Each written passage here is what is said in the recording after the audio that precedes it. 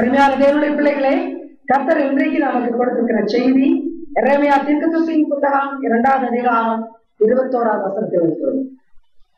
எரேமியா தீர்க்கதரிசியின் புத்தகம் 2வது அதிகாரம் 21வது வசனம். Jeremiah chapter 2 verse 21. நான் உன்னை முற்றிலும் நற்கனி தரும் உயர்குல திராட்சை செடியாக நாட்டினேன். நீ எனக்கு காட்டு திராட்சை செடியின் ஆகாத கொடிகளாய் மாறி போனது என்ன? அருமையான தேவனுடைய பிள்ளைகளே, நம்மை படைத்த ஆண்டவர் தன் இருதயத்தின் குமரலை வேதனையை வெளிப்படுத்துகிறார். ரட்சிக்கப்பட்ட நாட்களிலே அவருடைய திராட்சை தோட்டத்தில் ஒரு அருமையான திராட்சை செடியாக நம்மை நாட்டினார். நாம் நடக்க வேண்டிய வழியை நமக்கு போதித்தார். வேதத்தின் மூலமாக அவருடைய ராஜ்யத்துக்குரிய சட்ட திட்டங்களை தெளிவாக காண்பித்தார். அவற்றை பின்பற்றி நடப்பதற்கு பரிசுத்த ஆவியானவருடைய வல்லமையும் கொடுத்தார். ஆனால் நாட்கள் செல்ல செல்ல ஆண்டவர் நமக்கு கொடுத்த அந்த நல்ல நிலைமையில் இருந்து அந்த அருமையான திராட்சை செடியின் தன்மையை விட்டு எங்கோ போயிருக்கிறோம். ஆண்டவர் என்ன சொல்லுகிறார்? உதவாத ஆகாத கொடியாக மாறி போய்விட்டாயே. உன்னை கொண்டு எத்தனையோ காரியங்களை செய்ய நான் வாஞ்சித்தேன். நீ என்னுடைய மகிமைக்காக இருப்பாய். உன்னை பார்க்கிறவர்கள் என்னை அறிந்து கொள்வார்கள் என்று நான் யோசித்தேன். உன்னை நேசித்தேன், பராமரித்தேன். ஆனால் நீயோ ஆகாத கொடியாக மாறி போய்விட்டார். அருமையான தேவனுடைய பிள்ளைகளே, படைத்தவர் யாரை பார்த்து பிடிக்கும்போதுதான் தனக்கென்று தெரிந்து கொண்ட இஸ்ரவேல் மக்களை பார்த்து, யாக்கோபின் சந்ததியாகிய இஸ்ரவேலை தனக்காக பிரித்தெடுத்தார். அன்றைக்கு இருந்த விக்கிரக வணக்கத்தின் மக்களை விட்டு பிரித்தார். அவர்கள் வாழ்ந்து கொண்டிருந்த உதவாத வாழ்க்கையிலிருந்து நல்ல ஒரு வாழ்க்கையை கொடுப்பதற்காக அவர்களை பிரித்தெடுத்தார். பராமரித்து போஷித்து ஒரு குறையும் இல்லாமல் காத்து வந்தார். ஆனால் அந்த இஸ்ரவேல் மக்களோ படைத்த மெய்யான தெய்வத்தை மறந்து விக்கிரகங்களுக்கு பின்னால் ஓடினார்கள். எதை ஆண்டவர் வெறுத்தாரோ அதை அவர்கள் நேசித்தார்கள். ஆண்டவருடைய உள்ளத்தின் வேதனை இந்த வசனத்தின் மூலமாக வெளிப்படுகிறது. எவ்வளவாக நான் உன்னை பிரித்தெடுத்து பராமரித்தேன், எனக்காக உன்னை பாதுகாத்தேன், ஏன் இப்படி மாறி போனாய்? அருமையான தேவனுடைய பிள்ளைகளை, இந்த புதிய உடன்படிக்கையின் காலத்திலும் கர்த்தரை விட்டு விலகி போகிறார். ஒவ்வொருவரையும் பார்த்து ஆண்டவர்கள் தான் சொல்லுகிறார். ரட்சிக்கப்பட்ட நாட்களிலே, ஆரம்ப நாட்களிலே நீ எந்த வைராக்கியத்தோடு வாழ்ந்தாயோ அந்த வைராக்கியம் உனக்கு இருக்கிறதா? எந்த அன்பை நீ எனக்கு செலுத்தி அந்த அன்பு நிமித்தமாக பல காரியங்களை செய்து கொண்டு வந்தாயோ அது இன்றைக்கு ஒரு இடத்தில் காணப்படுகிறதா? அப்படி இல்லாமல் இருக்குமானால் இன்னைக்கு நம்மை பார்க்கும் தன்னுடைய சொந்த ரத்தத்தினாலே, சுய ரத்தத்தினாலே சம்பாதித்த நம்மை பார்த்து ஏன் ஒரு ஆகாத கொடியாக போனாய்? ஆகாத கொடியிலே எந்த பலனும் இருக்காது. ஒரு திராட்சை செடியின் உதவாத கொடியிலே ஒருவேளை பூச்சிக்கடி புழுக்கள் அதை அரித்து தின்னு இருக்கும். அதில் பலனை எதிர்பார்க்க முடியாது. இன்னைக்கு அப்படிப்பட்ட உதவாத ஒரு கிறிஸ்தவனாய் இருக்கிறாயா? ஆவியின் கனிகள் காணப்படாத ஒரு வறட்சியான வாழ்க்கையை நடத்தி கொண்டு இருக்கிறாயா? அப்படி நீ இருப்பாயானால் அந்நியர்கள் எப்படியாக என்னை அறிய முடியும்? என்னை அறியாத புற ஜாதிகள் எப்படி அறிய முடியும்? ஆண்டவர் வேதனையோடு புதிய உடன்படிக்கையின் மக்களாகிய உங்களையும் என்னையும் பார்த்து கேட்கிறார். அருமையான தேவனுடைய பிள்ளைகளே, இது நம்முடைய நிலைமையாக இருக்குமானால், இன்றைக்கு இப்படிப்பட்ட ஒரு உதவாத நிலைக்கு நாம் வந்திருப்போமானால் நாம் நிச்சயமாக மாற வேண்டும். பழைய ஏற்பாட்டு காலத்திலே இந்த ராஜாக்களுடைய வாழ்க்கையில் இப்படித்தான் அருமையாக தொடங்கினார்கள் அநேக நல்ல ராஜா.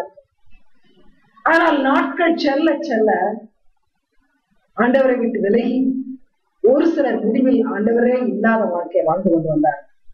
அப்படிப்பட்ட நிலைக்கு அவர்கள் ஏன், எப்படி, எதனால் தள்ளப்பட்டார்கள்? இந்த காரியங்களை குறித்து ஆண்டவர் நமக்கு பேசுகிறார். ஏன் பேசுகிறார்? அண்டை விட இந்த நிலைமை வேறுபட்டது அல்ல. இன்றைக்கும் அதே பல காரணங்களால் தான் நாம் ஆண்டவரை விட்டு விலகி போய் கொண்டிருக்கிறோம்.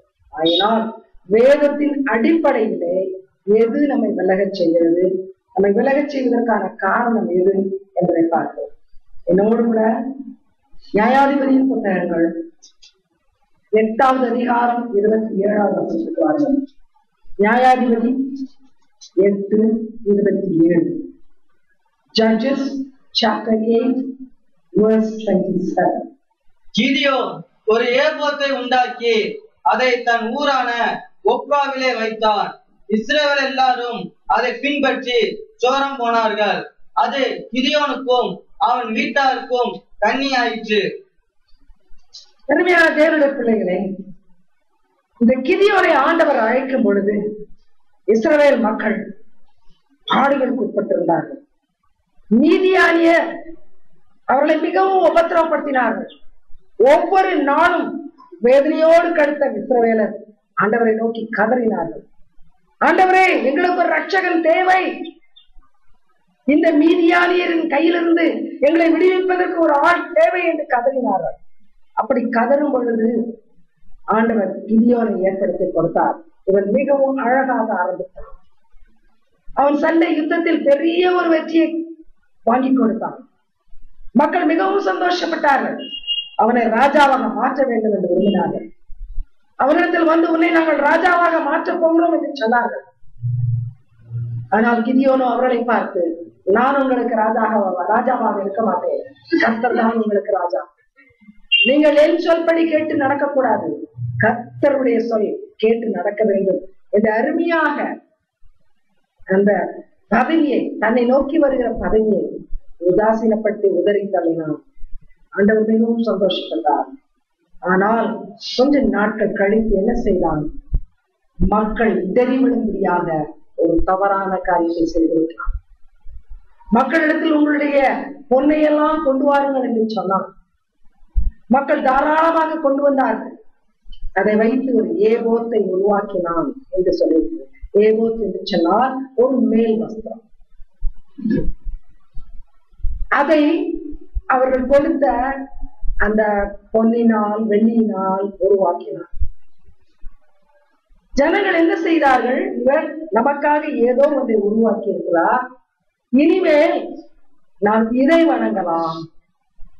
உருவாக்கினவரை மறந்து கிதியோனால் உருவாக்கப்பட்ட ஒரு ஏபோத்தை வணங்கி பின்பற்றி சோகம் போனார்கள்.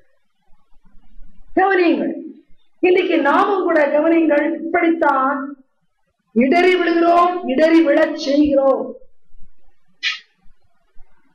ஆண்டவர் நம்மை பார்த்து சொல்லுகிறார், ஆரம்ப நாட்களில் எனக்கு நீ கொடுத்த இடத்தை வேறு எதற்காயும் கொடுத்திருப்பாயானால் உன்னை பார்க்கிறவர்கள் உன் நிமித்தமாக இடறி விழுவார்கள். இன்னைக்கு கிறிஸ்தவர்களாகிய நாம் ஒவ்வொருவரும் தனிப்பட்ட முறையிலே பல காரியங்களை செய்து மக்களை இடர செய்து கொண்டிருக்கிறோம். இந்த கடைசி நாட்களில் ஆண்டவரை மறந்துவிட்டு ஆண்டவர் பெயரில் அவருடைய பெயரை சொல்லி பல காரியங்களை செய்து கொண்டிருக்கிறோம். அவைகள் நிமித்தமாக மக்கள் இடறி விழுந்து கொண்டிருக்கிறார்கள். கவனியுங்கள், தமிழ்நாட்டு பாரம்பரியத்திலே அந்நியர்கள் ஒரு ஆலயத்தை கடந்து செல்லும் பொழுது அதை கும்பிடுவார்கள். அந்த ஆலயத்தில் ஏதோ ஒரு பரிசுத்தம் இருக்கிறதாக நினைத்து வெளிப்படையாக கூச்சமில்லாமல் அதை கும்பிடுவார்கள். இதே நிலைமையை இன்றைக்கு கிறிஸ்தவர்கள் என்று சொல்கிறவர்கள், நாங்கள் ஆண்டவரை ஏற்றுக்கொண்ட ரட்சிக்கப்பட்டவர்கள் என்று சொல்லுகிறவர்கள் செய்வதன் மூலமாக மற்றவர்கள் இடறி விடுகிறார்கள். ஒரு முக்கியமான காரியத்தை ஆவியானவர் சொல்லுகிற பிரகாரமாக சொல்லுகிறேன். இந்த ஏபோத்தின் மூலமாக இடறி விழுந்தது போல சிலுவையை ஆராதிக்கிற எத்தனை கிறிஸ்தவர்கள் நாம் இருக்கிறோம். சிலுவையை வணங்குகிறவர்கள், எனக்கு தெரியும், எங்களுடைய பாரம்பரிய சபைகளிலே சிலுவைக்கு முன்பாக வணங்குகிறார்கள். சிலுவை என்பது ஒரு சிம்பல், ஒரு சின்னம். அதிலே கடவுளை நீ பார்க்க முடியாது.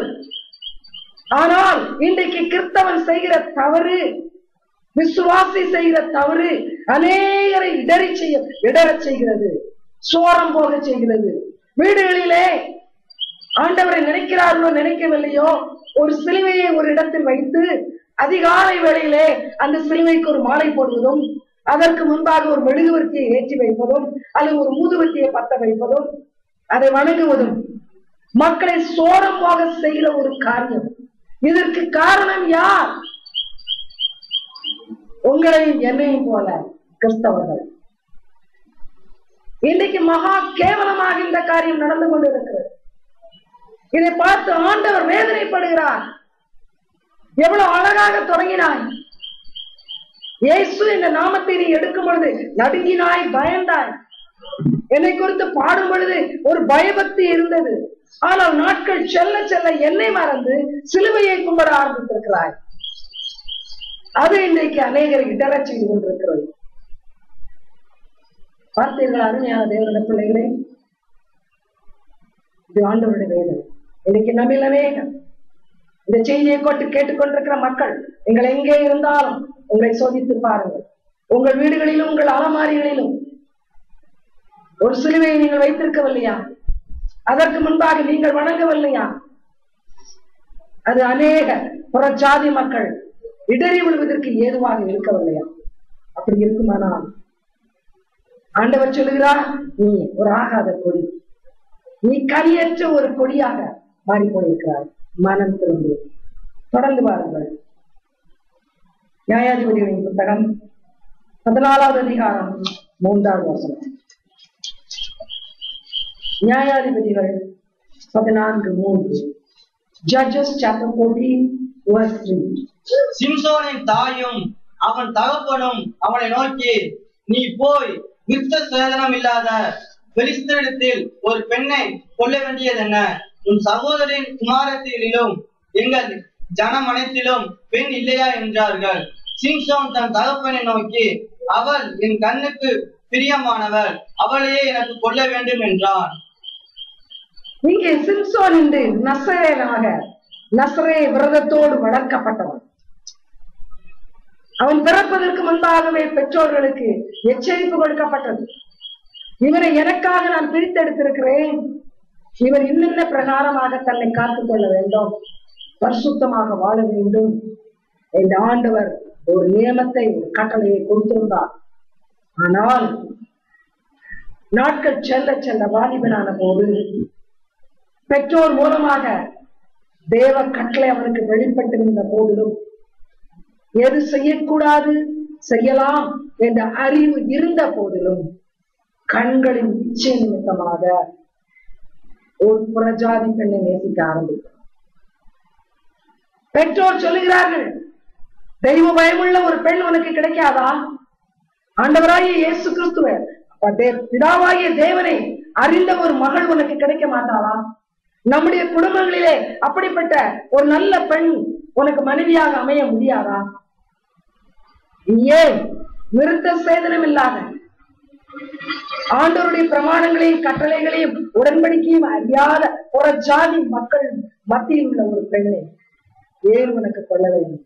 ஏன் அவளை நீ திருமணம் செய்ய வேண்டும் என்று பெற்றோர் வேதனையோடு தேவனுடைய குரலை எழுப்பினார்கள். ஆனால் சிம்சோன் சொன்னது என்ன? அவள் என் கண்ணுக்கு பிரியமாக இருக்கிறாள், நான் அவள் இருதயத்திலே இருக்க வேண்டிய தெய்வத்தை பார்க்கவில்லை, யெகோவா தேவனை பார்க்கவில்லை, அவள் முகத்தில் இருக்கிற கவர்ச்சியை பார்க்கிறேன். என் கண்களுக்கு அவள் அழகாக தோன்றுகிறாள். ஆகையினால் எனக்கு அந்த முகத்தின் அழகுத்தான் வேண்டுமே அல்லாமல் இருதயத்தின் ரட்சிப்போ, இருதயத்தில் தெய்வத்தை ஏற்றுக்கொண்ட அந்த அருமையான அழகான நிலைமையோ எனக்கு தேவையில்லை. என்னுடைய பிள்ளைகளே, விசேஷமா வாலிபர்களை நோக்கி ஆண்டவர் பேசுகிறார்.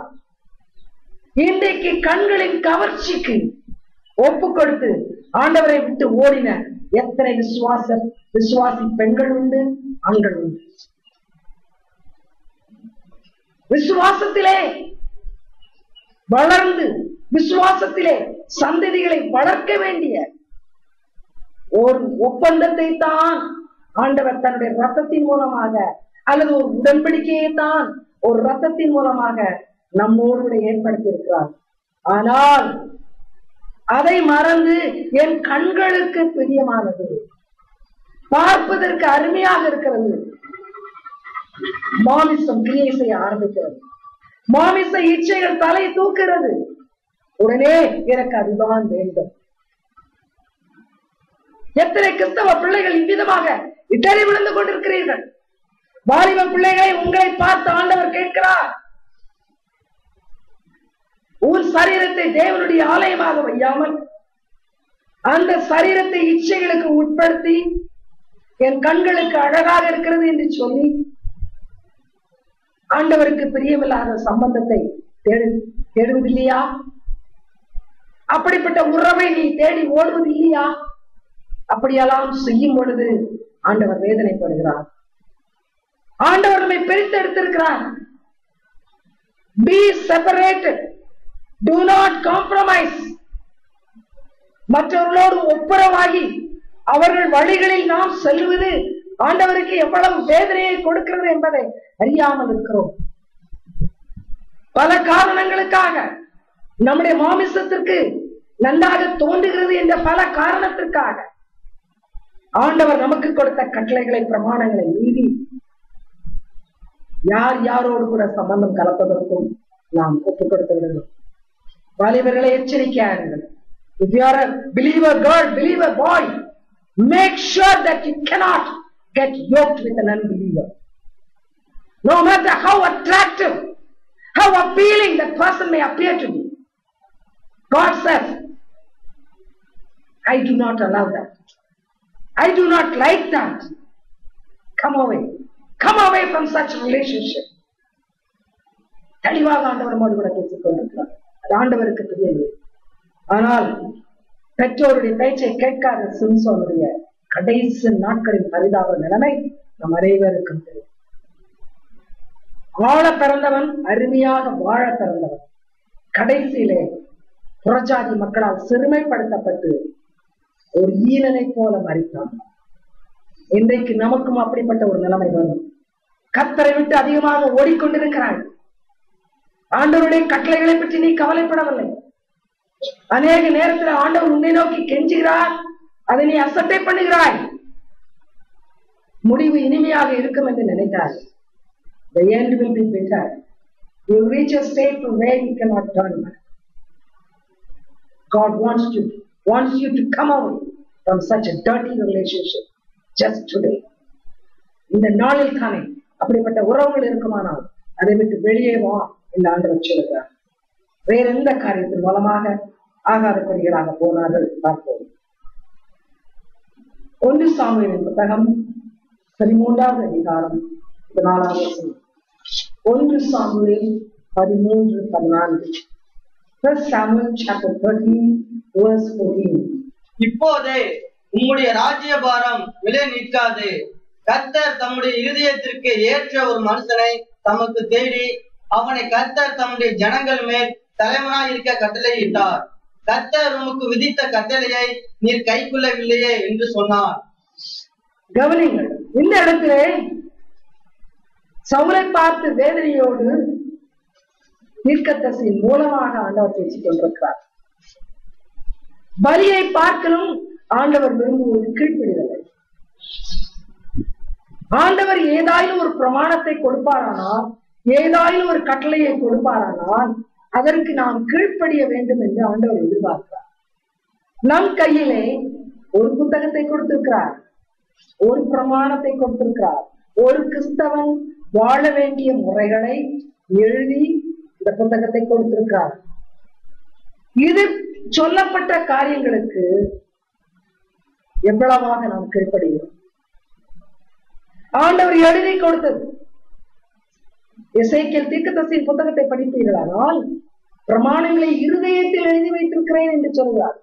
பரிசுத்த ஆவியானவர் மூலமாக இன்னைக்கு இருதயத்தில் எழுதி இருக்கிறார். அன்று கற்பலகையில் எழுதி மோசே கையில் கொடுத்தார். ஆனால் இன்றோ தன்னுடைய பிரமாணங்களை நம்முடைய உள்ளத்தில் எழுதியிருக்கிறார். நம்மில் அநேகருக்கு ஒரு கிறிஸ்தவன் எப்படி வாழ வேண்டும் என்பது தெரியும். மறுபடியும் போதிக்கப்படுகிறோம், மறுபடியும் வேதத்தை வாசித்து தெரிந்து கொள்கிறோம். ஆனாலும் ஏதோ ஒன்றை ஆண்டவருக்கு கொடுத்து அவரை திருப்திப்படுத்தி விடலாம் என்ற யோசனையில் கீழ்ப்படியாமையின் இருதயத்தோடு வாழ்ந்து கொண்டிருக்கிறோம்.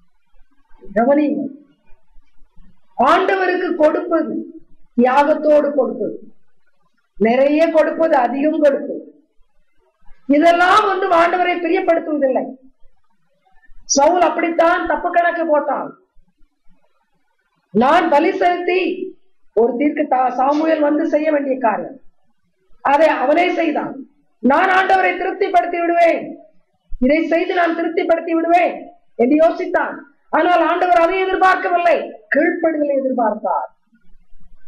எனக்கு நீ கீழ்ப்படிந்திருக்க வேண்டும், ஆகினால் உனக்கு நான் கொடுத்த ராஜ்ய பாரம் உன்னை விட்டு விலகுகிறது. கவனிங்கள், ஆவிக்குரிய அர்த்தத்தை உங்களுக்கு சொல்லுகிறேன். நம் ஒவ்வொருவருக்கும் ஆண்டவர் தன்னுடைய ராஜ்யத்தில் ஒரு மேன்மையான இடத்தை கொடுத்திருக்கிறார். நீங்களும் நானும் புத்திர சுவீகார உரிமையை பெற்று இயேசுவோடு கூட உடன் சுதந்திரவாதிகளாக இருக்க அழைக்கப்பட்டது. ஆகினால் தேவர் ராஜ்யத்துக்கு உரியவர்கள் நாம். இந்த தேவர் ராஜ்யத்தின் ராஜ்ய பாரம் நமக்கு கொடுக்கப்பட்டிருக்கிறது. தீமோத்தேயுவின் நிருபத்திலே பவுல் சொல்கிறார், அவரோடு கூட பாடுபட்டால் அவரோடு கூட ஆளுகையும் செய்யும். இந்த ஆளுகை நமக்கு கொடுக்கப்பட்டிருக்கிறது. என்றைக்கு ரட்சிக்கப்பட்டு அபிஷேகம் பெற்று கர்த்தருடைய பிரமாணங்களில் கடக்க நம்மை சபைப்படுத்திக் கொண்டிருக்கிறோமோ அன்றைக்கே இவை எல்லாவற்றையும் நமக்கு தருவதற்காக ஆண்டவர் வைத்திருக்கிறார். ஆனால் கீழ்ப்படியாமையில் நம் மனம் போன்று வாழ்க்கை வாழும் பொழுது ஏதோ காசை கொடுத்து ஆண்டவரை திருப்திப்படுத்தி விடலாம், ஏதோ ஒரு பாடல் பாடி அல்லது பாடகர் குழுவிலே ஒரு அங்கத்தினராய் இருந்து அல்லது ஒருவேளை ஆலய ஆராதனையிலே வசனங்களை வாசித்து அல்லது ஆலய ஆராதனைக்குரிய கட்டடத்தை அல்லது அந்த ஆலயத்தை சுத்தப்படுத்தி ஏதோ ஒரு காரியத்தை செய்து ஆண்டவரை திருப்திப்படுத்தி விடலாம் என்று நினைக்கிறோமா? இதெல்லாம் ஆண்டவரை திருப்திப்படுத்த வெளியரங்கமாக செய்கிற அந்த காரியங்கள் அவரை திருப்திப்படுத்த முடியாது. ஆண்டவர் எதிர்பார்க்கிறது, நான் ஒரு தகப்பனாக உனக்கு கொடுக்கிற கட்டளைகளுக்கும் பிரமாணங்களுக்கும் கீழ்ப்படிந்து நடக்க வேண்டும். என்னுடைய வார்த்தைகளுக்கு நீ கீழ்ப்படிய. இன்னைக்கு நாம் நம்மை சோதித்து பார்க்கணும், எத்தனை அதிகமாக இந்த கீழ்ப்படியாம இந்த பாவத்திலே நாம் உழந்து கொண்டிருக்கோம். அப்படி இருப்போமானால் அவர் சொல்கிறார், நீ எனக்கு ஆகாத கொடி. உன்னை குறித்து நீ மேன்மையாக எண்ணிக்கொண்டிருக்கலாம், ஆனால் நானோ உன்னை ஒரு உதவாத கொடியாக, வெட்டி எரியப்படக்கூடிய கொடியாக பார்க்கிறேன். ஏனென்றால் யோவான் 15வது அதிகாரத்தில் சொல்லியிருக்கிறது, ஆகாத கொடிகளை என்ன செய்வாராம் பிதாவானவர்? வெட்டி போடுவாராம். அப்படிப்பட்ட வெட்டி போடப்படுகிற படத்தகுதி உள்ள ஒரு கொடியாகத்தான் இருக்கிறார். என்னுடைய பிள்ளைகளை ஆண்டவர் ஒவ்வொருவரிடத்திலும் கீழ்ப்படிதலை எதிர்பார்க்கிறார். தொடர்ந்து வாருங்கள். 1 ராஜாக்களின் புஸ்தகம் 11ஆம் அதிகாரம் 4வது 11வது வசனங்கள். 1 ராஜாக்கள் 11:4-11. 1 Kings chapter 11 verses 4 and 11. Solomon வயது சென்ற போது அவனுடைய மனைவிகள் அவன் இருதயத்தை அந்நிய தேவர்களை பின்பற்றும்படி சாய பண்ணினார்கள். அதனால் அவனுடைய இருதயம் அவன் தகப்பனாகிய தாவீதின் இருதயத்தை போல தன் தேவனாகிய கர்த்தரோடு உத்தமமாய் இருக்கவில்லை. ஆகையால் கர்த்தர் சாலமோனை நோக்கி, நான் உனக்கு கட்டளையிட்ட என் உடன்படிக்கையையும் என் கட்டளையையும் நீ கை கொள்ளாமற் போய் இந்த காரியத்தை செய்தபடியினால் ராஜ்ய பாரத்தை உன்னிடத்தில் இருந்து பிடுங்கி அதை உன் ஊழியக்காரனுக்கு கொடுப்பேன். ஆண்டவர் விக்கிரகங்களை வெறுத்தார், எந்த ஒரு சொரூபத்தையும் வணங்கக்கூடாது என்று சொல்லி இருக்கிறார். சாலமோன் ஆண்டவருக்கு பிரியமான ஒரு பிள்ளையாக ஆரம்ப நாட்களில் இருந்தான். அவனுக்கு எதிதியா என்று ஒரு பெயர் கொடுக்கப்பட்டது. அந்த பெயரை ஆண்டவரே அவனுக்கு கொடுத்தார். மிகவும் நேசித்தார். அவனுக்கு முன்பாக தோன்றி உனக்கு வேண்டியதை கேள் என்று சொன்னார். அவ்வளவு பிரியமாக இருந்த இந்த சாலமோன் ஆண்டவருக்கு வெறுத்த விக்கிரகங்களை வணங்க ஆரம்பித்தான். அந்த விக்கிரகங்களை பின்பற்றி போக ஆரம்பித்தான். ஏன் அப்படி போக ஆரம்பித்தான்? அந்த விக்கிரகங்களை வணங்கின பெண்களை நேசிக்க ஆரம்பித்தான். கவனியுங்கள், நேசித்து அழைத்து உன்னதமான நிலையிலே கொண்டு வந்த தேவனை மறந்துவிட்டான். அவனுக்கு அந்த ராஜ மேன்மை எப்படி கிடைத்தது? தாவீதுடைய மூத்த குமாரனுக்கு கிடைக்கவில்லை. ஆனால் ஆண்டவரால் தெரிந்து கொள்ளப்பட்டவன் என்ற ஒரே காரணத்தினால் அதை சாலமோன் பெற்றான்.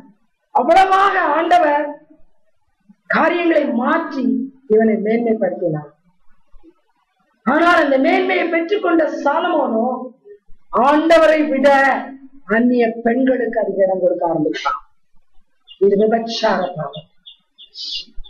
திருமணம் செய்தவன், இவனுக்கென்று மனைவிகள் உண்டு, ஆனால் அந்நிய பெண்களோடு விட சிநேகம் வைத்து விபச்சாரம் என்ற பாவத்தில் விழுந்தான். ஆண்டவர் சொல்லுகிறார், இனி இந்த ராஜ்யபாரம் உங்களோடு கூட இருக்க. இன்றைக்கு நம்மிடத்திலும் ஆண்டவர் அப்படித்தான் சொல்லுகிறார். இன்றைக்கு கிறிஸ்தவ சபைகளிலே விபச்சாரம் என்பது சர்வ சாதாரணமாக காணப்படுகிற ஒரு காரியம். எங்கே என்று கேட்பீர்கள்? புதிய ஏற்பாட்டில் ஆண்டவர் சொல்லியிருக்கிறார், ஒரு பெண்ணை இச்சையோடு பார்த்தால் நீ அவளோடு கூட விபச்சாரம் செய்தாயிற்று. இச்சை இந்த பாவத்திற்கு எவ்வளவு அதிகமாக இன்றைக்கு திருமணம் செய்த ஆண் மக்களும் திருமணம் செய்த பெண் மக்களும் இடம் கொடுத்து சோரம் வைக்கொண்டிருக்கும். ஆண்டவர் வெறுக்கிற பாவம் அது. ஆண்டவர் சொல்கிறார், ராஜ்யபாரத்தை எடுத்து போடுவேன். எல்லாவற்றுக்கும் ஒரு எல்லையை வகுத்தவர். சமுத்திரத்துக்கு எல்லையை வகுத்தார் என்று சொல்லி பாடல்களை பாடுகிறோம். ஆனால் நம்முடைய சரீரத்தினுடைய செயல்பாடுகளுக்கு ஒரு எல்லை அவர் வகுக்கவில்லையா? மனிதன் தனிமையா இருப்பது நல்லதல்ல என்று சொல்லி அவனுக்கு ஒரு மனைவியை கொடுத்தார். அப்படியே திருமணத்தை உண்டாக்கின ஆண்டவர் ஒவ்வொரு ஆண்மகனுக்கும் ஒவ்வொரு பெண்ணுக்கும் ஒரு துணையை கொடுக்கிறார். உனக்கு துணை தேவை, ஆனால் உன் குடும்பத்தோடு மாத்திரம்தான். அதற்கு வெளியே எக்காரணத்தை கொண்டு உறவை ஏற்படுத்தினால் நீ விபச்சாரம் செய்கிறாய், நீ வேசித்தனம் செய்கிறாய். ஆண்டவர் திட்டமும் தெளிவுமாக சொல்லிக் கொண்டிருக்கிறார். இது மாம்ச இச்சை தானே, தெரியாமல் எப்படி பசி வந்தால் சாப்பிடுகிறோமோ அப்படித்தானே நான் செய்து விட்டேன். இதை நியாயப்படுத்தி பேசுகிற அநேக தேசங்களும் ராஜ்யங்களும் இன்றைக்கு இருக்கிறோம். விபச்சார வேசித்தனம் செய்கிற மக்களுக்கு லீகல் ரைட்ஸை கொடுத்து அரசாங்க உரிமைகளையும் கொடுத்து வைத்திருக்கிறது. ஆம், அது மனிதனுடைய அரசாங்கம், அது தேவனுடைய அரசாங்கம் அல்ல. மனிதனுடைய அரசாங்கத்துக்கு நீ கீழ்ப்படைந்து தேவனுடைய ராஜ்யத்தினுடைய விதிகளுக்கு விலகி போனால் ஆண்டவர் சொல்லுகிறார், அதை பிடுங்கி போடுவேன். அதனுடைய உரிமை உனக்கு இனிமேல் கிடையாது. நீ ஆண்டவருடைய பிள்ளையாக ஒரு கிறிஸ்தவனாக இருப்பாயானால் ஒரே மனைவி, ஒரே கணவன். இதற்கு மிஞ்சினது எல்லாமே பாவம். அந்த பாவத்தை கண்களால் செய்கிறாயோ கைகளால் செய்கிறாயோ எந்த விதத்திலும் நீ செய்யலாம், அதை ஆண்டவர் ஏற்றுக்கொள்ள மாட்டார். கர்த்தருக்கு முன்பாக அது அருவருப்பானது. ஆகினால் தான் எச்சரிக்கிறார். கிறிஸ்தவத்தில் விபச்சாரம் மிக அதிகமாக காணப்படுகிறது. சபைகளிலே ஓய்வு நாளில் அலங்காரமாக வந்து உட்கார்ந்து விடுவோம்.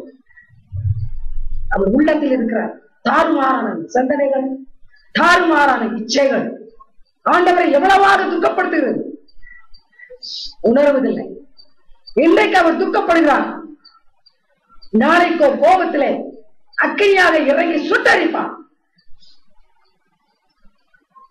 Today it is grief to the Lord, tomorrow it is a distraction to you. Remember that. Never forget. It's a consuming fire. Don't play with God. There's any adultery in you, come out of it today. Come out of every lust. தெளிவாக ஆண்டவர் பேசிக் கொண்டிருக்கிறார். இச்சைக்கு இடம் கொடுக்காது, இச்சைக்கு இடம் கொடுக்காது. அந்த பாவத்தை நான் வெறுக்கிறேன். என்னோட சமூகத்தில் உனக்கு அன்பு கிடைக்காது, முடிவில் ராஜ்யம் கிடைக்காது.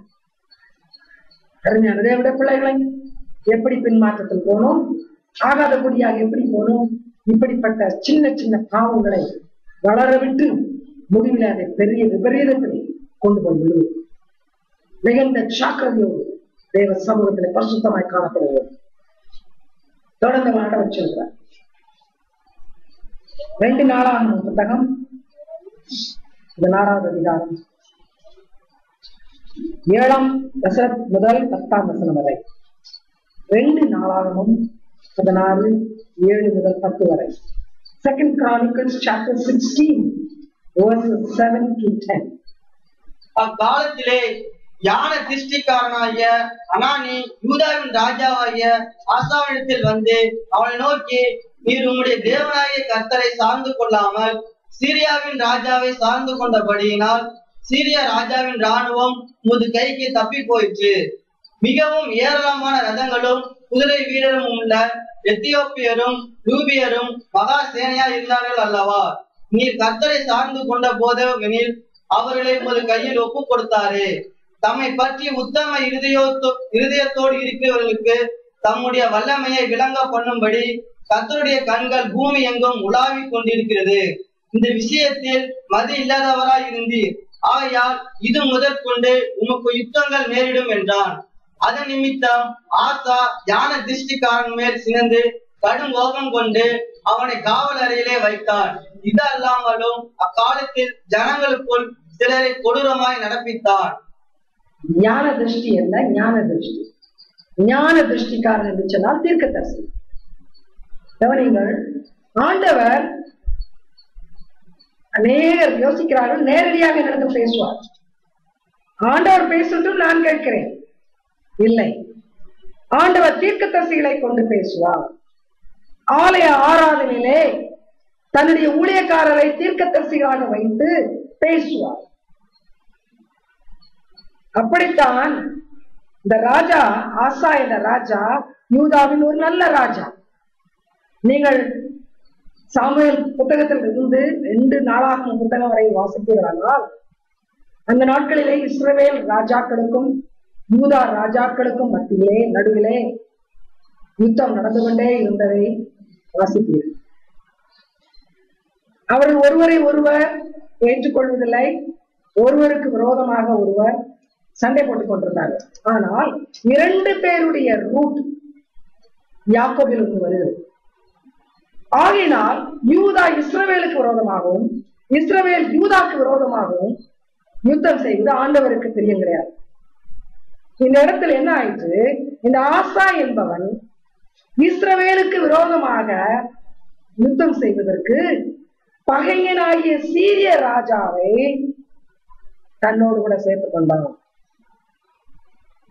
கவனியுங்கள், ஆண்டவரால் தெரிந்து கொள்ளப்பட்ட இஸ்ரவேலுக்கு விரோதமாக போர் செய்வதற்கு அந்நியனாக புறஜாதியாக இருந்த ஒரு சீரிய ராஜாவை சேர்த்துக் கொண்டான். ஆண்டவர் அதை வெறுத்தார். ஒரு நாளும் அதை ஏற்றுக்கொள்ள மாட்டார். இன்றைக்கு புதிய ஏற்பாட்டு காலத்தில் ஆவியானவர் வெளிப்படுத்துகிறது உங்களுக்கு சொல்லுங்கள். இன்றைக்கு புதிய ஏற்பாட்டு காலத்திலே சபைகள் என்ன நடந்து கொண்டிருக்கிறது? அநேக சபைகள், பெந்தேகோஸ்தே சபையா இருந்தாலும் அப்போஸ்தல சபையா இருந்தாலும் ஆண்டவரை சரியாக அறியாத பாரம்பரிய சபையாக இருந்தாலும் ஏராளமான பிரிவினை, ஒருவருக்கு விரோதமாக ஒருவர் பகை. இதிலே வெளியில் உள்ள ஆட்களையும் உள்ளே கொண்டு வந்து ஒரு பட்சத்தில் வேலை செய்வதற்கும் அடுத்த பட்சத்துக்கு விரோதமாக வேலை செய்வதற்கும் நட்போலை உண்டாக்கி கொண்டிருக்கிறார்கள். இது இப்படிப்பட்ட காரியத்தை அநேக சபைகளில் இந்திய தேசத்தில் மாத்திரமல்ல உலகம் முழுவதும் மிக சாதாரணமாக நாம் பார்க்கக்கூடிய ஒரு நிலைமை. ஆண்டவர் சமாதானத்தின் தேவன், அன்பே வடிவான தேவன் தன்னுடைய ராஜ்யத்தின் பிள்ளைகள் பிரிவினைக்கு உட்பட்டு ஒருவரை ஒருவர் எதிர்ப்பதற்காக ஒரு அந்நியரை தன் பட்சமாக சேர்த்துக் கொள்வது என்ற அலங்கோலமான அருவருப்பான காரியத்தை ஒரு நாளும் ஏற்றுக்கொள்ள மாட்டார். அது அவருக்கு பிரியமில்லை என்பதற்காகத்தான் தீர்க்கதரிசிகளை கொண்டு எச்சரிக்கிறார். கொரிந்தியர் நிருபத்திலே பவுல் அழகாக சொல்கிறார், உங்களுக்குள் போராட்டங்கள் உண்டு, அதை உங்களாலே தீர்த்து கொள்ள முடியாதா? அதற்கு வெளியிலே இருந்து வழக்காடுகளை நீங்கள் கொண்டு வர வேண்டுமா?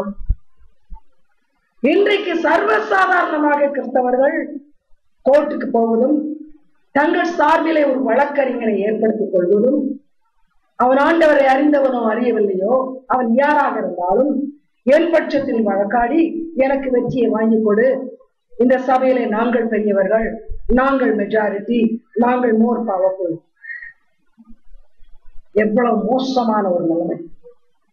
சமீபத்திலே ஒரு பெரிய பதவிக்கு போட்டியிட்ட ஒரு மனிதன் மேலே ஒரு கோர்ட் கேஸ் இருந்தது. அதற்கு அவர் போய் அதுக்கு வாதாடி பணம் கொடுத்தாரோ லஞ்சம் கொடுத்தாரோ என்ன கொடுத்தாரோ தெரியாது, அதை நான் தீர்த்து விட்டேன், இப்பொழுது நான் பதவிக்கு ஆயத்தம் என்று சொன்னதாக நான் கேள்விப்பட்டேன். எவ்வளவு அலங்கோலங்கள் இன்றைக்கு கிறிஸ்தவத்தில் பார்த்தீர்களா? ஒருவருக்கு விரோதமாய் ஒருவர் போரிடுவதும், அதற்கு துணையாக வெளியாட்களை அழைத்து வருவதும், இது கிறிஸ்தவத்தை சீர்குலைய செய்கிற ஒரு காரியம். ஆண்டவர் சொல்கிறார், உன்னை அழகாக என்னுடைய சபை என்று சொன்னேன். அப்போஸ்தலர் நடவடிக்கை புத்தகங்களை படிப்பீர்களானால் சபை என்ற பெயர் கொடுக்கப்பட்டது ஆண்டவர் ஏற்றுக்கொண்டவர்களுக்கு. எபேசியர் நிருபத்தை படிப்பீர்களானால் அந்த சபையை மணவாட்டி இந்த ஆண்டவர் சொல்லுகிறார். என்னுடைய மணவாட்டியாக மாற்றிக்கொள்வதற்கு உன்னை சபையாக உருவாக்கி பரிசுத்தமாக நீ இருக்க வேண்டும் என்று சொல்லும் பொழுது அதை புறக்கணித்து என் பிரமாணங்களை விட்டு விலகி எனக்கு பிரியமில்லாத கொடியாக மாறி கேடுள்ள காரியங்களை செய்து கொண்டிருக்கிறாய். அந்த எவ்வளவு வேதனைப்படுகிறார் தெரியுமா? ஆண்டவருக்கு மகிமை என்று பாடுவோம். தேவச்சானமே எச்சரிக்கிறேன், தேவ சமூகத்திலிருந்து எச்சரிக்கிறேன். ஆண்டவருக்கு ஆராதனை, ஆண்டவருக்கு மகிமை, ஆண்டவருக்கு புகழ், பல பாடல்களை பாடிக்கொண்டிருக்கிறோம். உன் வாழ்க்கை என்ன செய்கிறது? உன் வாழ்க்கை ஆண்டவரை மகிமைப்படுத்துகிறதா? கூடி வந்திருக்கிறோம் தேவ சமூகத்தில், நமக்குள் எத்தனை பிரிவினைகள், எத்தனை சண்டைகள், எத்தனை குழப்பங்கள். கிறிஸ்தவ குடும்பத்தின் பிரதிநிதிகளாக இருக்கிறோம். எத்தனை குழப்பங்கள், வேண்டாத காரியங்கள். ஆண்டவர் சொல்லுகிறார், நீ ஆகாதபடியாக போனாய், உன்னை என்னோடு நான் வைத்திருக்க முடியாது, உன்னை நான் ஏற்றுக்கொள்ள முடியாது. தேவனுடைய பிள்ளைகளை மனிதர்களுக்கு முன்பாக நல்லவர்கள் போல காணப்படலாம், நேர்மையானவர்கள் போல காணப்படலாம். பாடல்களை பாடி ஆடல்களை ஆடி, ஓ இதோ நான் கர்த்தருக்கு முன்பாக தாவீதை போல ஆடுகிறேன் சொல்லிக் கொள்ளலாம். மாய்மானத்தின் உச்சக்கட்டம் அது. கர்த்தர் வெறுக்கிறார். தேவனுடைய பிள்ளையாக இருப்பாயானால் இப்படிப்பட்ட பிரிவினைகளை முதலாவது உன்னை விட்டு அகற்று. உன் சகோதரனுக்கு விரோதமாக உனக்கு இதாரியம் இருக்குமானால் ஒப்பளவாகி காணிக்கையை செலுத்து என்று சொல்கிறார். உன்னுடைய தசம பாகமோ உன்னுடைய தியாகத்தின் மூலமாக செய்யப்பட்ட ஏதோ ஸ்தோத்திர காணிக்கையோ எனக்கு தேவையில்லை. Go for reconciliation with your brother. Reconcile with your brother. I am more bothered about your reconciliation than about your money, your offering. உணர்வோம். இதை உணர்ந்தால் நமக்குள் இருக்கிற பகைமையை முதலாவது விளக்குவோம். ஒரு குடும்பத்திலே, கிறிஸ்தவ குடும்பத்திலே 4 பேர் இருந்தோமானால், விசுவாசிகளா இருப்போமானால், நாமும் ஒரு சபை. ஆண்டவர் வெறுக்கிறார் பிரிவினைகள், சண்டைகள், குழப்பங்கள். அதுவும் அநேக நேரத்தில் அந்நியர்களை கொண்டு வந்து வழக்குகளை தீர்க்கிறது. கர்த்தர் வெறுக்கிறார். God hates it. He hates it. இன்னைக்கு அவருக்கு திரும்பும் நமக்குள் மனஸ்தாபங்கள் வராது என்று வேதம் சொல்லவே இல்லை. பவுலுக்கும் பர்னபாவுக்கும் மத்தியிலே மனஸ்தாபம் வந்து அவர்கள் பிரிந்து போனார்கள். கொஞ்ச காலம் மாத்திரம். ஏன் பிரிந்தார்கள்? அநேகர் அதை தங்களுக்கு சாதகமாக்கி பேசுகிறார்கள். எதற்காக பிரிந்தார்கள்? தொடர்ந்து ஒன்றாக செல்லும் பொழுது ஒரு மனப்பாடு இருக்காது. ஒரு மனப்பாடு இல்லாத ஊழியம் உருப்படாமல் போய்விடும். அதனால கொஞ்ச காலம் பிரிந்தார்கள். பிற்பாடு அதே பவுல் எந்த மார்க்கு நிமித்தமாக பிரிந்தாரோ அந்த மார்க்கை குறித்து அருமையாக பேசுகிறார். அவன் எனக்கு வேண்டும், அவனை கூட்டிக் கொண்டு வா. ஆகினால் அது பகைமை அல்ல, ஒருமைப்பாட்டை தடுக்கக்கூடிய ஒரு சிறிய காரியத்தை தற்காலிகமாக நிறுத்தி வைத்தார். ஆகினால் சின்ன சின்ன மனஸ்தாபங்கள் தவறான மனிதனாக இருக்கிற வரையிலே சிறு சிறு பூசல்கள் வரலாம். ஆனால் கோபம் கொண்டாலும் பாவம் செய்யாதிருங்கள் என்று வேதம் சொல்கிறது. அதை இருதயத்தில் வைத்து கிரியை நடப்பிக்கும் பொழுது அது பகையாக விரோதமாக மாறி கோர்ட்டுக்கு செல்லும் அளவுக்கு போகிறது. இப்படிப்பட்ட அவலங்கள் கிறிஸ்தவத்தில் இருக்குமானால், உங்கள் வாழ்க்கையில் இருக்குமானால் விட்டு விலகுங்கள். அடுத்தவருடைய வாழ்க்கையில் இருக்குமானால் தைரியமாக பேசுங்கள். எபிரேயர் கழுதின நிருபத்திலே ஆண்டவர் சொல்லுகிறார், காலம் சமீபித்து வருகிறது, ஒருவருக்கொருவர் புத்தி சொல்லுங்க. நம்முடைய சபையிலே மோசமாக நடக்கிறவர்கள் எப்ப எக்கேடு கெட்டு போகட்டும் என்று சொல்லாதிருங்கள். தைரியமாக அவர்களுக்கு சொல்லுங்கள், சகோதரனே, கர்த்தருக்கு பிரியமில்லாத காரியத்தை நீ செய்கிறாய், அதை விட்டு விலகுவான். அது ஆண்டவர் நேசிக்கிற ஒரு காரியம், விரும்புகிற ஒரு காரியம். அருமையான தேவனுடைய பிள்ளைகளே, இப்படிப்பட்ட பின்மாற்றம் என்ற படுகொலியில் இருப்போமா, அதை விட்டு வெளியே வரும்படியாக ஆண்டவர் சொல்கிறார். தொடர்ந்து வாருங்கள். 2 நாளாகமும் 24வது அதிகாரம் 22வது. 2 நாளாகமும் 24, 22. 2 Chronicles chapter 24 verse 22. அப்படியே அவனுடைய தகப்பனாகிய யோய்தா தனக்கு செய்த தயையை ராஜாவாகிய யோவாஸ் நினையாமல் அவனுடைய குமாரனை கொன்று போட்டான். இவன் சாகும் போது கர்த்தர் அதை பார்ப்பார், அதை கேட்பார் என்றான். ஆண்டவர் வெறுக்கிற இன்னொரு காரியம் நன்றி கட்ட நிலைமை. இந்த யோவாஸ் என்பவன் ராஜாவாகும் போது இளைஞ வெறும் சின்ன பையனா இருந்தான், 7 வயது. அவனால் ஒன்று செய்ய முடியாது. பகைஞன் அவனை கொல்வதற்காக ஆயத்தமாயிருந்தான். ஆனால் அவன் காப்பாற்றப்பட்டான். இப்பொழுது அவன் ராஜாவாக வேண்டும். அப்பொழுது அங்கிருந்து ஆசாரியனாகிய யோய்தா அவனை பாதுகாத்து அவன் செய்ய வேண்டிய காரியங்களை அவனுக்காக வளரை கொண்டு செய்து அவனை பாதுகாத்தான். இந்த யோவாஸ் பெரியவனான போது ஏதோ ஒரு தவறை செய்யும் பொழுது கர்த்தர் அவனை எச்சரிக்க விரும்பினார். அந்த எச்சரிப்பை யோய்தாவுடைய மகன் மூலமாக ஆண்டவர் கொடுத்தார்.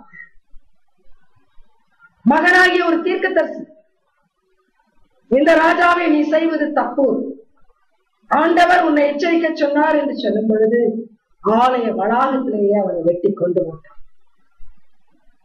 இயேசு சுவாமி சொல்கிறார், சகரியாவின் ரத்தம், ஆபேலின் ரத்தம் முதல் சகரியா வரையில் ஒரு ஆலய வளாகத்திலே தன்னை காப்பாற்றின ஒரு மனிதனுடைய மகனை கொண்டு போட்டான் இந்த யோவாஸ் என்ற ராஜா. இவருடைய வாழ்க்கை ஆரம்பத்தில் மிக நன்றாக இருந்தது, மிக ஒரு அருமையான ஒரு ராஜாவாக இருந்தான். அந்த ஆசாரியன் சொன்னதுபடியெல்லாம் செய்தான், சொற்கேட்டு நடந்தான். அருமையாக நாட்டிய பாரத்தை நடத்தி கொண்டு வந்தவர் முடிவு நாட்களிலே எச்சரிப்பை ஏற்றுக்கொள்ள முடியாமல் நன்றி கட்டவராய் மாறிப்போனவர். கவனியுங்கள்,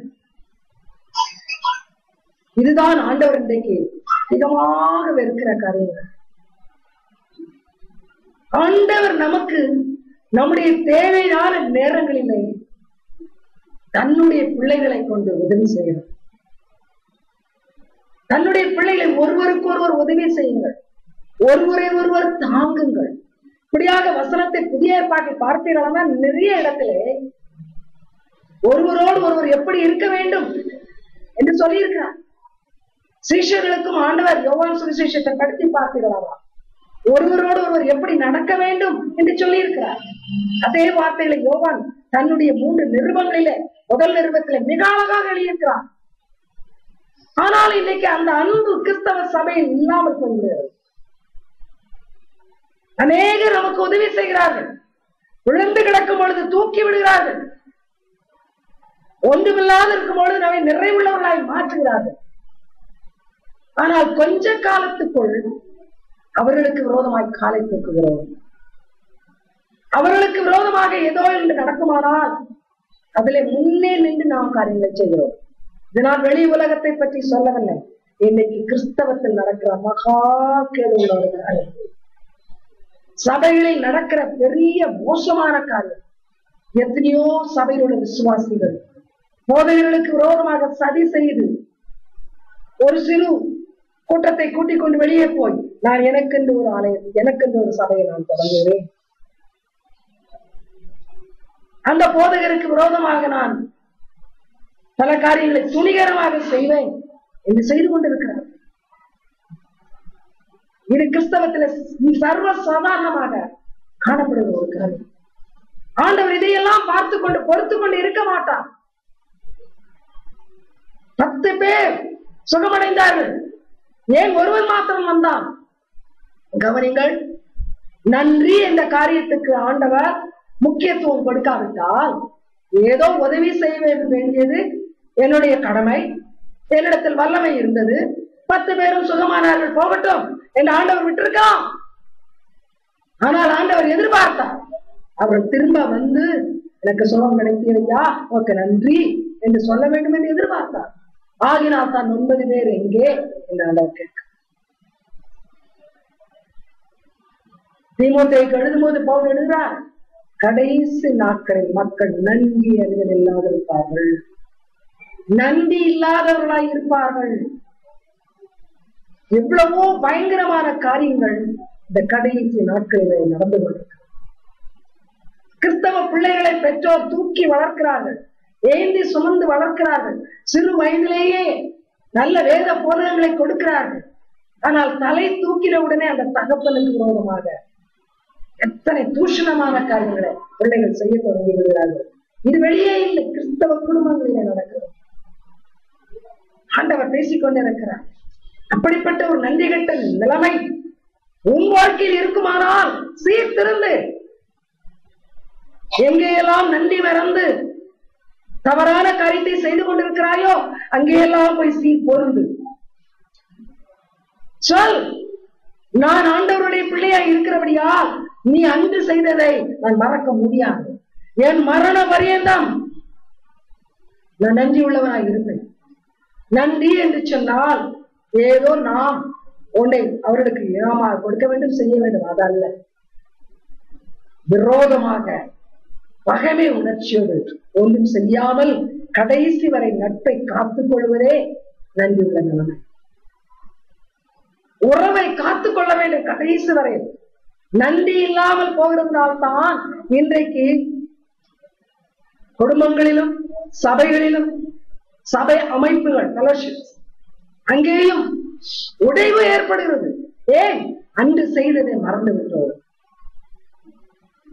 தேவனுடைய பிள்ளைகளை ஆண்டவன் நம்மோடு கூட பேசிக் கொண்டிருக்கிறான்.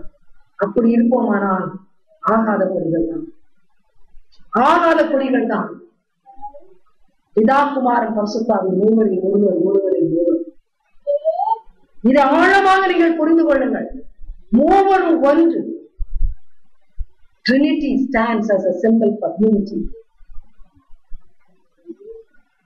ஆண்டவர் அதை விரும்புகிறார். ஒற்றுமையோடு இருப்போமானால் அந்த நன்றி என்ற உணர்வு கடைசி வரை வளரும். ஒருவரை ஒருவர் விட்டுக் கொடுக்காமல் உதவி செய்து ஆதரவாக இருக்கும். ஆண்டவர் அப்படிப்பட்ட காரியத்தை நம்மிடத்தில் எதிர்பார்க்கிறார். அருமையான தேவனுடைய பிள்ளைகளே, கர்த்தருக்கு செவி கொடுப்போம்.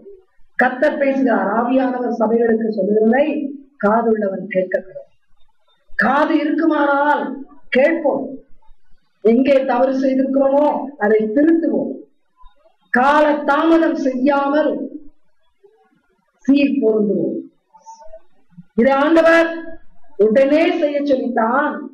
காணிக்கையை கொண்டு வரும் பொழுது மனம் பொருந்தி வா, உறவை சரியாக்கி விட்டு காணிக்கையை கொண்டு வா என்று சொன்னார். ஆகையால் ஒருவேளை நமக்குள் இப்பொழுது ஒரு குற்றம் உணர்த்தப்படுமானால், நம்மளது தவறு உணர்த்தப்படுமானால், துடைத்து விட்டு நல்லவர்கள் போல் நடிப்பதை விட்டு திரும்புவோம். தொடர்ந்து அப்படியே கடின இருதயத்தோடு வாழாமல் இன்றைக்கு திருந்துவோம். திட்டமாக ஆண்டவர் சொல்கிறார், repent today. Tomorrow may not be your day. Tomorrow may be too late. Repent today, this hour. தொடர்ந்து 2 நாளாகவும் 25வது அதிகாரம் 15-16 வசனங்கள். 2 நாளாகவும் 25வது அதிகாரம் 15-16 வசனங்கள். 2 Chronicles chapter 25 verses 15 and 16. கர்த்தர் அமத்சியாவின் மேல் கோபம் உண்டவராகி அவனிடத்துக்கு ஒரு தீர்க்கதரிசியை அனுப்பினார். இவன் அவனை நோக்கி, தங்கள் ஜனத்தை உமது கைக்கு தப்புவிக்காத போன ஜனத்தின் தெய்வங்களை நீ நாடுவனேன் என்றான். நாடுவானேன் என்றான். தன்னோடு அவன் இப்படி பேசின போது ராஜா அவனை நோக்கி, உன்னை ராஜாவுக்கு ஆலோசனைக்காரனாக வைத்தார்களோ, அதை விட்டுவிடு, நீ ஏன் வெட்கப்பட வேண்டும் என்றான். அப்பொழுது அந்த தீர்க்கதரிசி, அதை விட்டுவிட்டு நீர் இப்படி செய்து என் ஆலோசனையை கேளாமல் போனபடியினால் தேவன் உம்மை அழிக்க யோசனையா இருக்கிறார் என்பதை அறிவேன் என்றான். அமத்சியா ராஜாவுக்கு ஒரு தீர்க்கதரிசியின் மூலமாக எச்சரிக்கை வரும் பொழுது அவன் என்ன சொல்கிறான்? நீர் யார் எனக்கு ஆலோசனை சொல்வதற்கு? கவனிங்கள், இன்றைக்கு சபைகள் சீரழிவதற்கு காரணம் என்ன? சபையிலே போதகர் ஏதாயிலும் சொன்னால் நீருடைய வாயிலையை பார்த்து கொண்டு போனோம், உமக்கு இதுக்கும் சம்பந்தம் கிடையாது. This is none of your business. This is my family matter. You have no right whatsoever. இப்படி சொல்லுகிறதுனால் இன்றைக்கு சபையில் உள்ள போதகர்கள் பிரசங்க பீடத்தில் கூட உண்மையை சொல்ல பயப்படுகிறார்கள். பிரசங்கங்களிலே இன்றைக்கு ஒரு சில நல்ல தெய்வ பக்தி உள்ள போதகர்கள் தனிப்பட்ட வாழ்க்கையில் பார்க்கும் பொழுது அதிகமாக நாம் குறை சொல்ல முடியாத அளவுக்கு வாழ்கிறார்கள், எனக்கு தெரியும். ஆனால் பிரசங்க பீடத்துக்கு வந்தால் அந்த வார்த்தைகளை கேட்டு சபை மாறுவதற்கு எந்த வழியும் இருக்காது.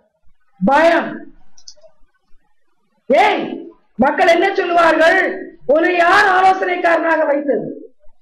உன் வேலையை பார்த்து கொண்டு போ. நான் ஒரு பெண்ணை திருமணம் செய்து எனக்கு பிடிக்கவில்லை என்றால் அவளை தள்ளி விடுவேன்.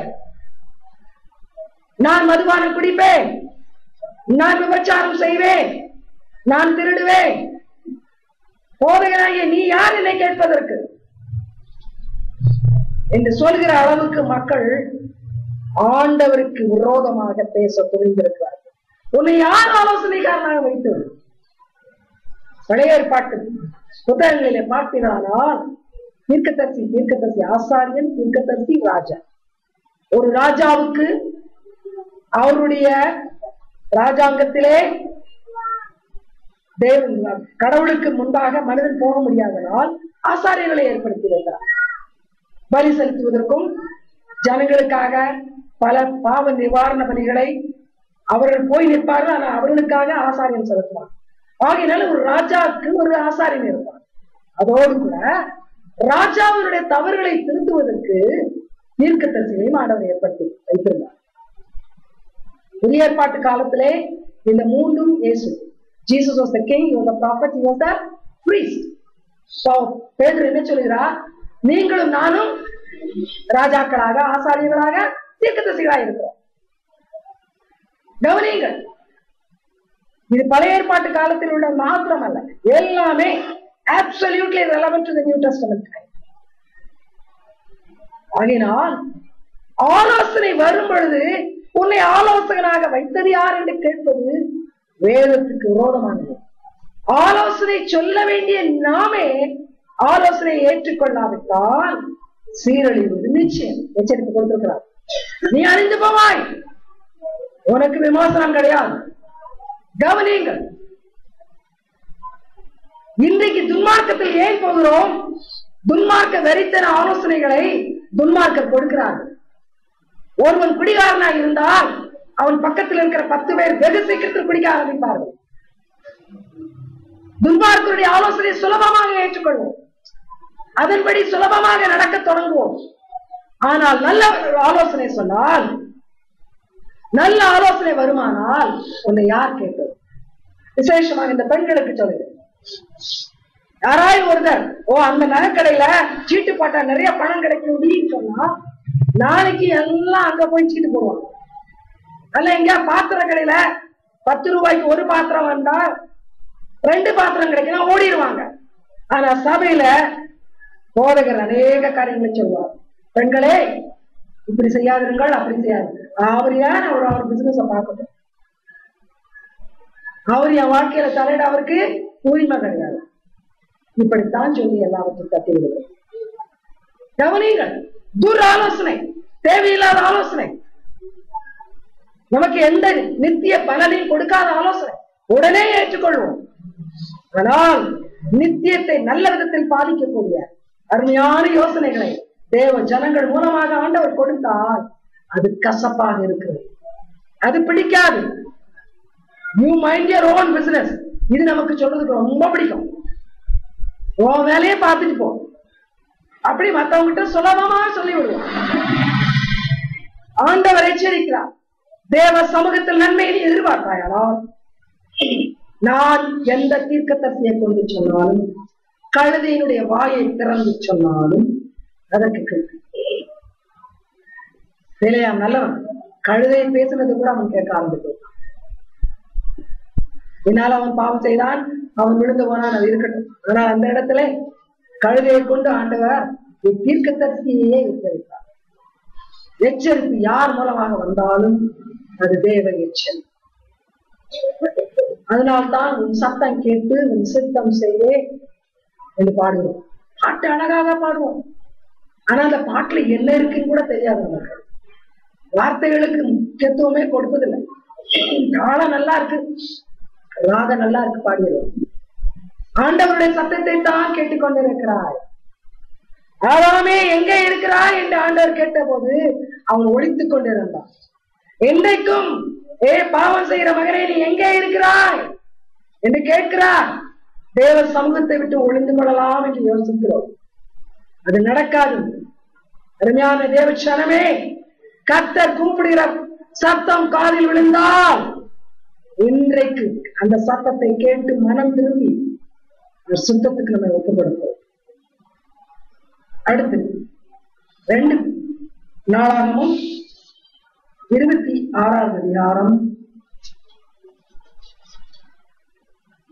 சாரி அது வேண்டாம், அந்த ரெஃபரன்ஸ் விட்டுடலாம். அடுத்தது 2 நாளாகமும் 32:25. 2 நாளாகமும் 32:25. 2 Chronicles chapter 32 verse 25.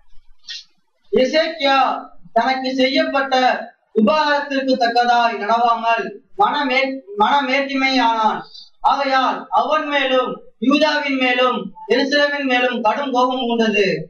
கவனிங்கள், இங்கே ராஜா எசேக்கியா இவன் வியாதிப்பட்டு ஆண்டவரிடத்திலே அழுதான், வயசை கூட்டிக் கொடுத்தார். அவன் யூதாக்களின் ராஜாக்களிலே மிகவும் ஆசீர்வதிக்கப்பட்டவனா இருந்தான். அந்த நாட்களிலே அவன் ஜனங்களுக்காக செய்த காரியங்களெல்லாம் வாய்த்து அருமையாக வாழ்க்கையை நடத்தி கொண்டு வந்தான். ஆனால் தன்னுடைய அச்சீவ்மெண்ட்ஸ், தன் மூலமாக செய்யப்பட்ட நல்ல காரியங்களை பார்த்து பெருமை கொள்ள ஆரம்பித்தான். என்னிடத்தில் ஏராளமான பொருட்கள் உண்டு, என்னிடத்தில் திறமை இருக்கிறது, நான் எதையும் அருமையாக நடத்த முடியும். மனமேட்டிமை. தேவனுடைய பிள்ளைகளை ஆண்டவர் வெறுக்கிற ஒரு குணம் மனமேட்டிமை, pride. We can achieve nothing apart from the grace of God. தேவ கிருபை இல்லாமல் இந்த பூமியிலே நாம் எதையும் செய்ய முடியாது. எதுவாக இருந்தாலும் தேவ கிருபை இல்லாமல் நம்மால் ஒன்றுமே செய்ய முடியாது. இன்றைக்கு நம்மை அவருடைய கிருபை தாங்கிக் கொண்டிருக்கிறது. ஆண்டவர் கிருபையை பற்றி அழகாக பாடலை பாட வைத்தார். அந்த கிருபை தான் தாங்குகிறது. ஆண்டவர் இந்த கிருபையின் மூலமாக நம்மை பயன்படுத்தி காரியங்களை நடப்பிக்கிறார். எப்பொழுது நான் செய்கிறேன், நான் I achieved, I am the reason, I know, இப்படிப்பட்ட காரியங்கள் வருமோ ஆண்டவர் அதை எதிர்க்கிறார், வெறுக்கிறார். எசேக்கியாவுடைய பெருமை என்ன பண்ணினது தெரியுமா? அதை வாசிக்க டைம் இல்ல, அதெல்லாம் விட்டு விடுறேன். பாபிலோனுக்கு நேபுகாத்நேச்சார் வந்தா எல்லாவற்றையும் கொள்ளை எடுத்துக் கொண்டு போனார்.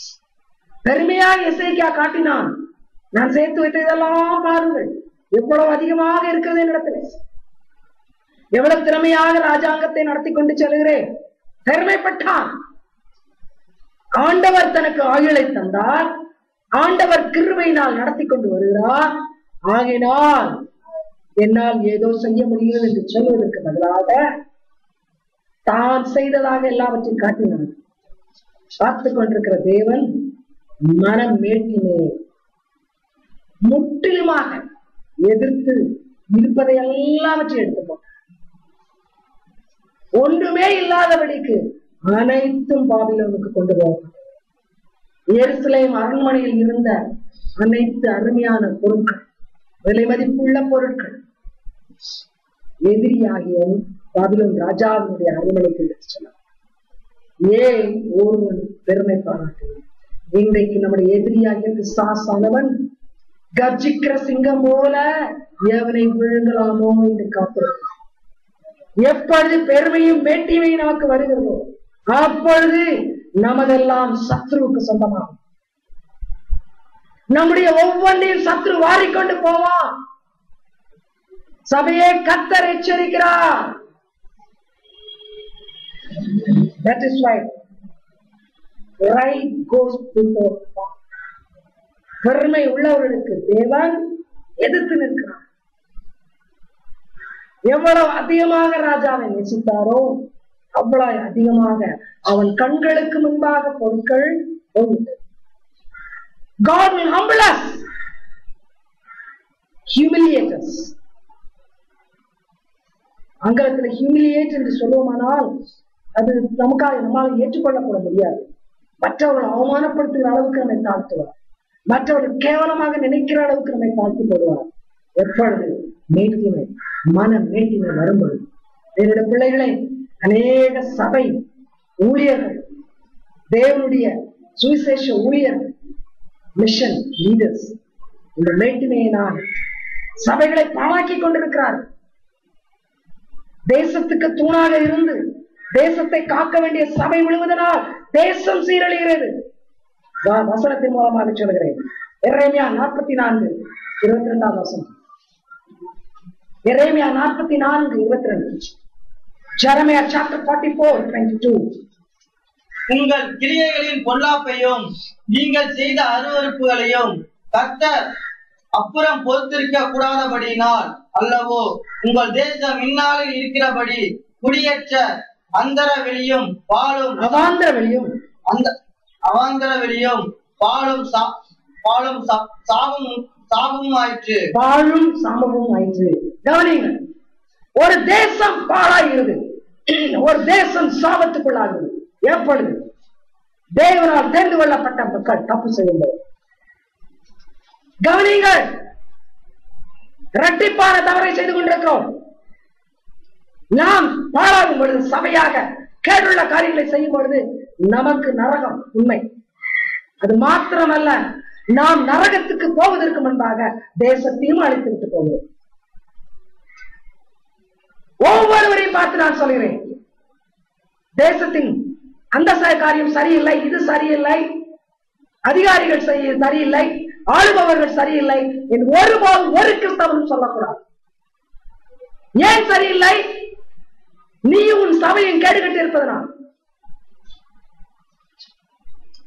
சபை பாழாகுவதனால், திறப்பில் வாசலில் நிற்க ஆள் இல்லை, சுவரை அடைக்காதபடிக்கு திறப்பின் வாசலில் இருக்க ஆளில்லை. தேசம் அழிகிறது. No one to pray, no one to stand in the gap. Result, you and I see the destruction of the nation. இந்த தேசத்திலே இன்றைக்கு பாழாகிற நிலைமை இருக்குமானால், பசியும் பஞ்சமும் இருக்குமானால், வறட்சி இருக்குமானால், கிறிஸ்தவ சபையே நீங்கள் நான் தான் காரணம். மற்றவர்களை குற்றம் சாட்டாதிருங்கள், அரசாங்கத்தை குறை சொல்லாதிருங்கள். ஒரு சபை, ஆண்டவர் வேதத்திலே 4ஆம் புத்தகத்தில் சொல்லி இருக்கிறார், கண்ணீரோடு தன்னை தாழ்த்தி செபித்தால் தேசத்துக்கு க்ஷேமத்தை கட்டளையிடுகிறது. ஆனால் சபை மேட்டிமையாகி தாறுமாறாக அவாந்தர வழியாக போனால் தேசத்தை பாழாக்க வேண்டும். கர்த்தர் அன்றைக்கு சொன்னது இன்றைக்கும் நடக்கும். மனம் மாறாதவர் எக்காலத்துக்கும் மாறாதவர். 3 காலத்திலும் பாஸ்ட், பிரசன்ட் அண்ட் ஃபியூச்சர் ஒரே நிலைமையில் இருக்கிறவர். ஆகினால் every Christian has to own the mistake. If you see anything wrong with your nation, whichever nation, America அழிகிறது. ஏன்? அமெரிக்க தேசத்தில் உள்ள சபைகள் பாழாய் கொண்டிருக்கிறது. You preachers in America, I warn you, it is because of you.